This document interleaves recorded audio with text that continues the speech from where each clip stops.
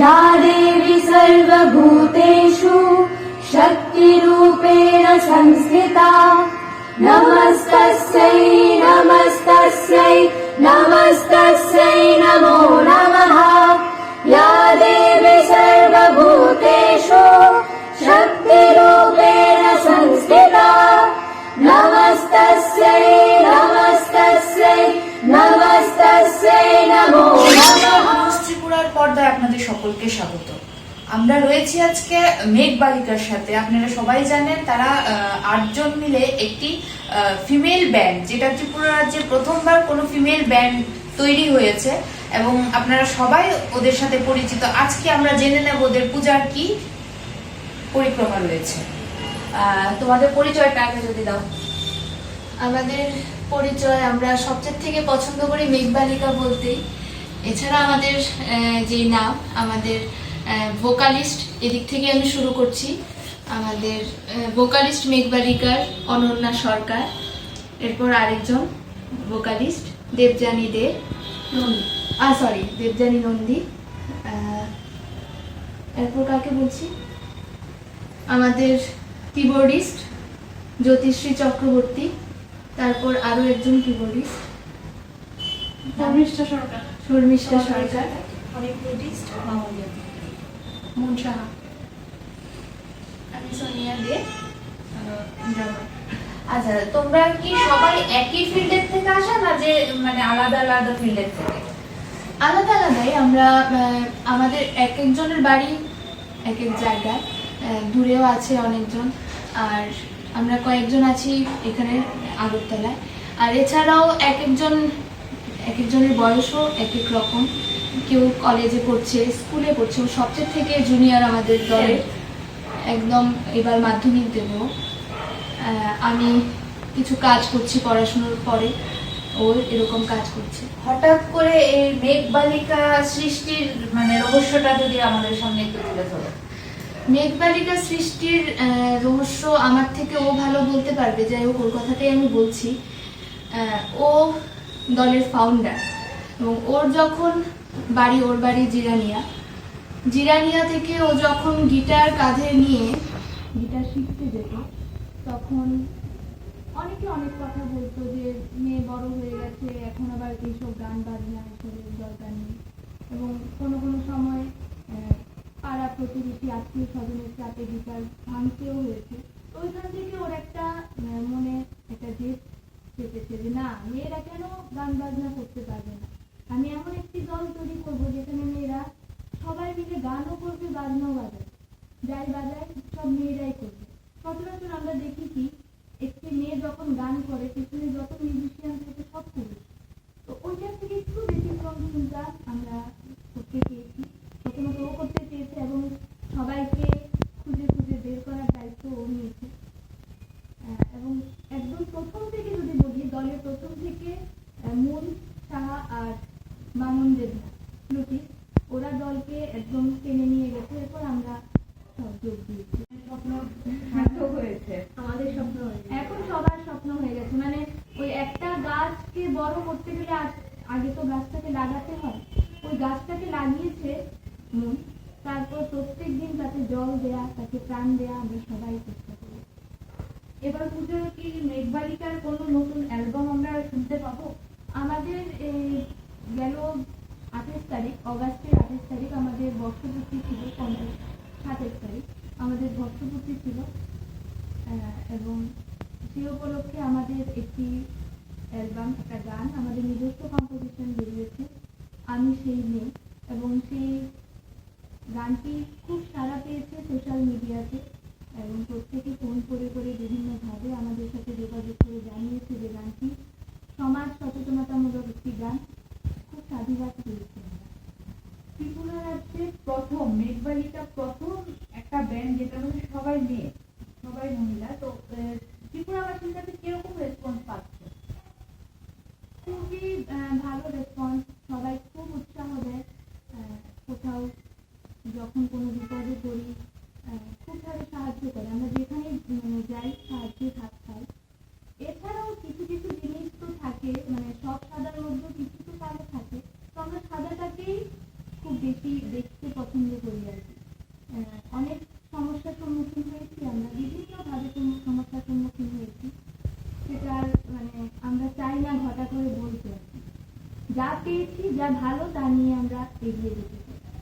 তো বোনকে জিজ্ঞেস করবো, এক সময় গিটার পর্যন্ত তোমার ভাঙতে হয়েছে, তো আজকে এই যে সাফল্যটা সেটা দেখে কি বলছে পাড়া প্রতিবেশী? এখন জাস্ট এটাই বলছে যে করে আজকে কিছু প্রোগ্রাম আছে, আমি যখনই বাড়ি থেকে এখন বেরোই বা রাতানোর সময় প্রোগ্রাম থাকে বা কিছু হয় একটু দেরিতে ফিরি, তো আজকে একটু রাত করে এসছিস তো সারাদিন এরকম। এখন রেসপন্স একদম উল্টো। ইভেন পাড়ার প্রতিবেশী তো আছে সঙ্গে, আমাদের যে আমার ফ্যামিলি বাকি যে মেম্বারগুলো আছে সবাই দেখছি। তো পুজোর মধ্যে তোমাদের কি প্ল্যানিং আছে, যে পুজোর 4 দিন কেমন করে কাটাবে, কোনো প্রোগ্রাম আছে কিনা সেটা যদি বলো।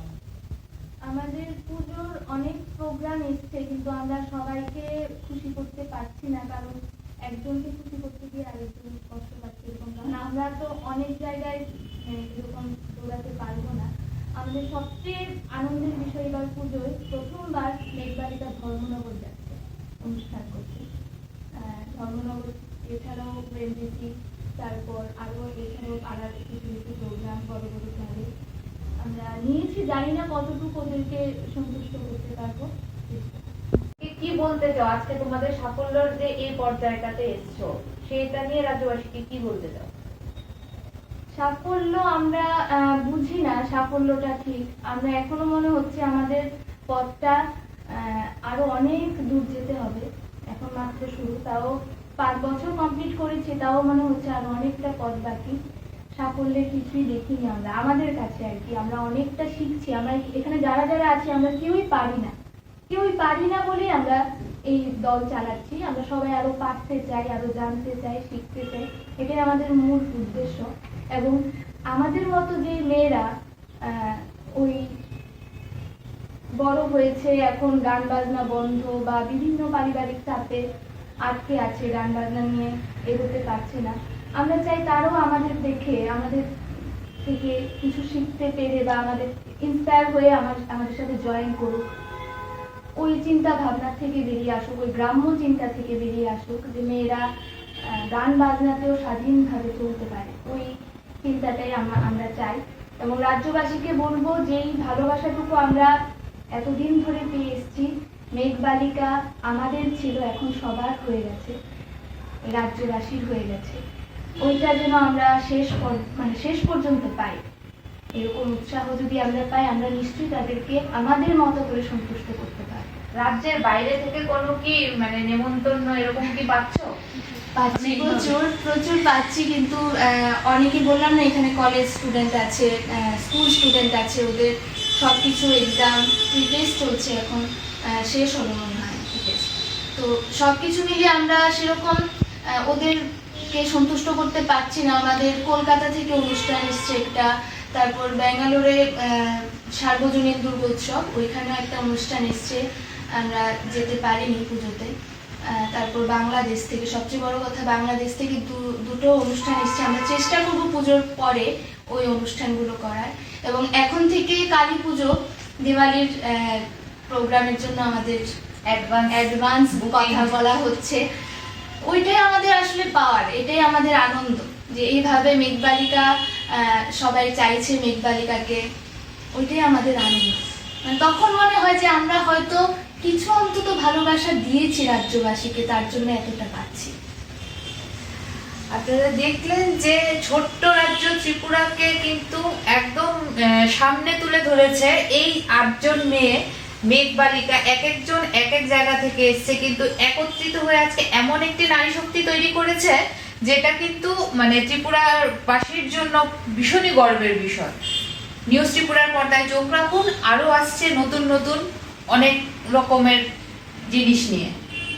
ऐगिरि नन्दिनि नन्दित मेदिनि विश्व विनोदिनि नन्दनुते गिरिवरविन्द शिरोदिनि वासिनि विष्णु विलासिनि जिष्णुनुते ऐगिरि नन्दिनि नन्दित मेदिनि विश्व विनोदिनि नन्दनुते गिरिवरविन्द शिरोदिनि वासिनि विष्णु विलासिनि जिष्णुनुते भगवति हे शिथिकण्ठ कुटुम्बिनि भूरि कुटुम्बिनि भूरि कृते जय जय हे महिषासुरमर्दिनि रम्यकपर्दिनि शैलसुते ऐगिरिनन्दिनि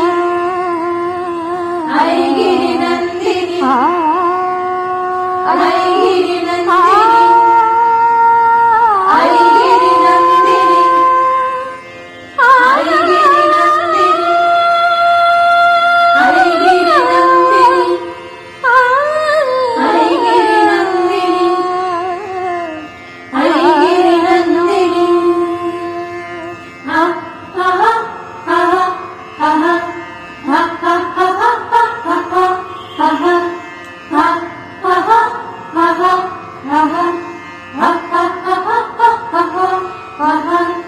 या देवी सर्वभूतेषु शक्तिरूपेण संस्थिता नमस्तस्यै नमस्तस्यै नमः